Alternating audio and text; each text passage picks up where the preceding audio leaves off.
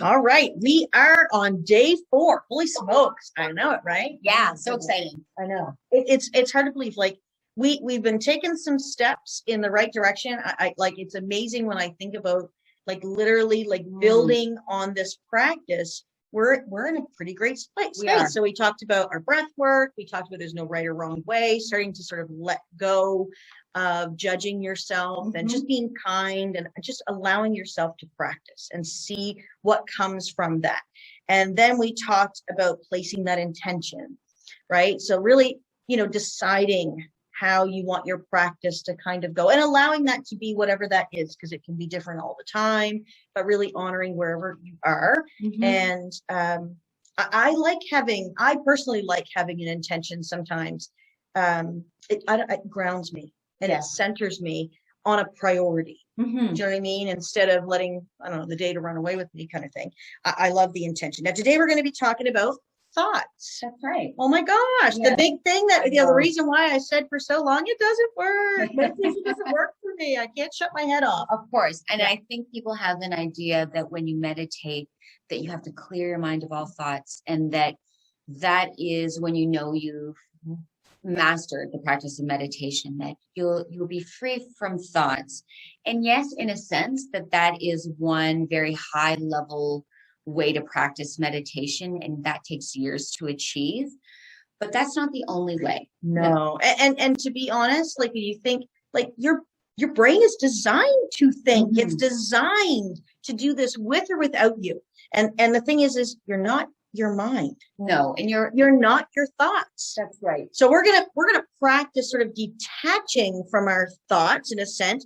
Not so much. We're not going to stop the thoughts. No, we're going to stop getting involved with the thought. So you let the thought come and let the thought go. And it's amazing when you sit back and you're like, if that's my intention, is to just let the thought come and let the thought leave, you'll notice that the thought leaves and then there's a gap and then there's maybe another thought that comes.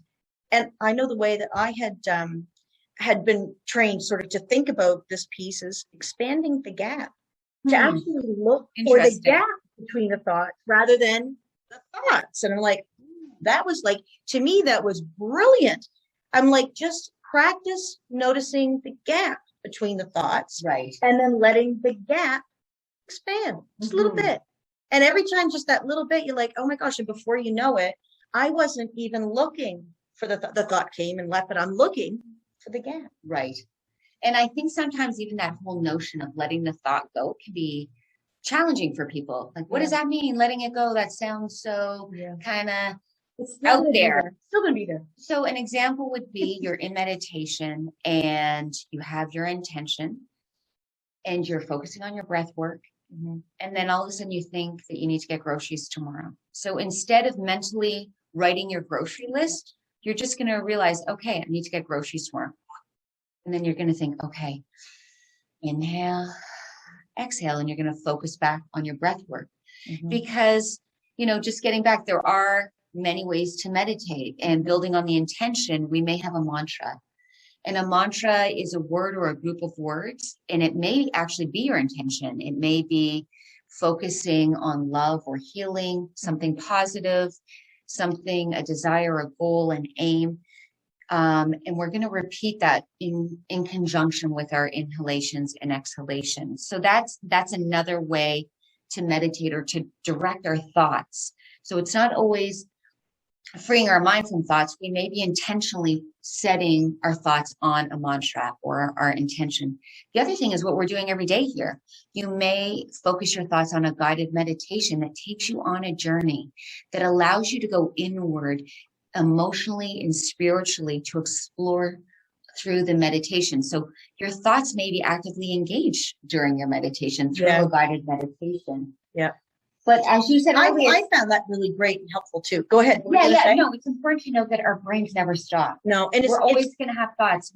So don't be that's normal, right? That's normal. Don't judge it. It's learning to maybe slow the hamster wheel down a little. It's choosing your focus, right? Choosing your focus, and remembering that when we're in the guided meditation, and now I realize, shoot, I've been thinking about what I need to do for tomorrow for the last 2 minutes to think, oh, I need to hop back into my guided meditation. And a great way to do that is day one, your breath work. Yeah. I'll start with my inhale and my exhale. Yep. My inhale and my exhale. And I'll direct my thoughts to my breath, that it will get me going inward and hopefully less heady, right? Yeah. Because when we're focusing on the heart and on our spirit, we're not so focused on our thoughts. Yeah. I know for myself, funny, just talking about this, when I talk about my journey going from, it doesn't work for me to it works.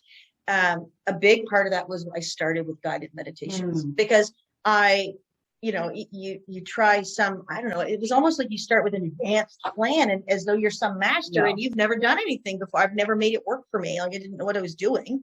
And so of course it didn't feel like it was working. And so I'm like, well, I can't shut my thoughts off yet. And I thought that was what I needed to do.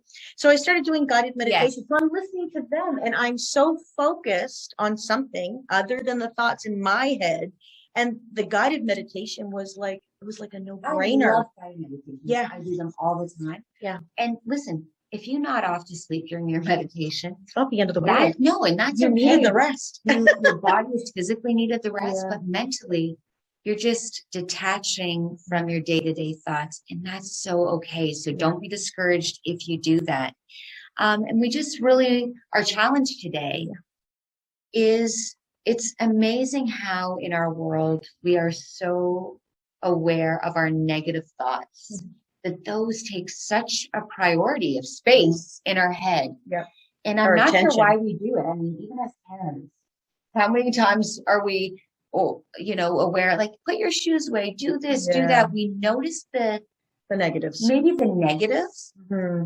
And I would like to challenge us to equally match our negative thoughts with positive ones. And the way we're going to do that is through our thoughts by choosing a mantra today.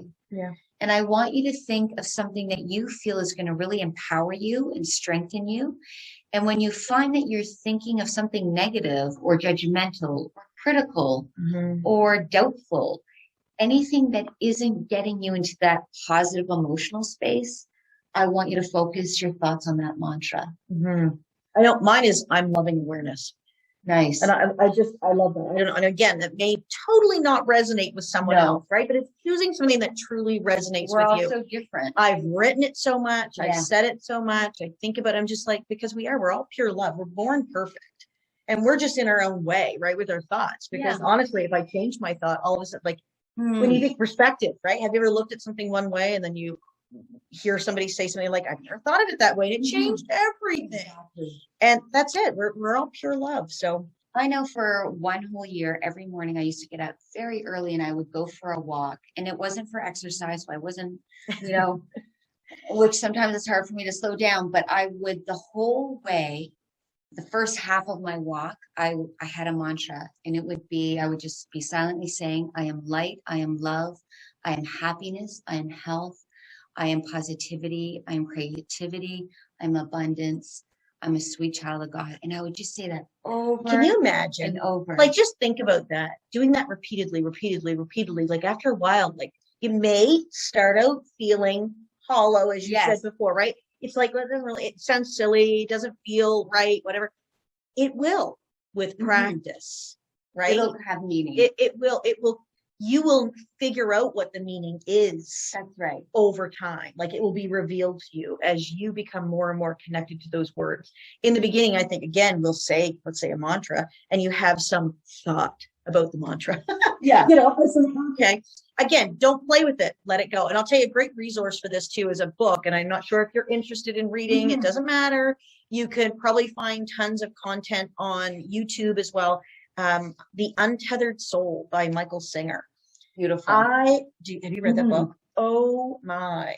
He did, I think, a Super Soul Sunday or something with Oprah way back when. And when I heard him speak about how, like, to recognize you're the watcher of your thoughts. If you can see the thought, you're actually not the thought. Oh my gosh, like that's a novel thought. I had never really considered that.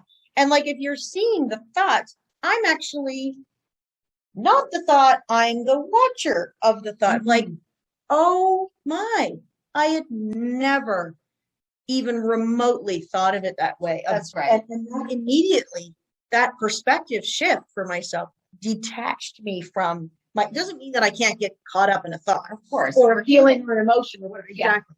But as soon as I place an intention, I immediately see myself as separate. Yes. So the practice became that much easier. Right. So I just want to throw that out there because you may be able to find some old recordings, because Michael Singer's got a bunch of different things on different conversations he's had, interviews, different things like that on YouTube, which it just, again, it can expand your understanding. You know what I mean? Shift your perspective, which can make your practice easier, more fun, and obviously more rewarding. That's really what it comes down to. So our challenge today, when you're recognizing negative thoughts, focus in on that positive mantra.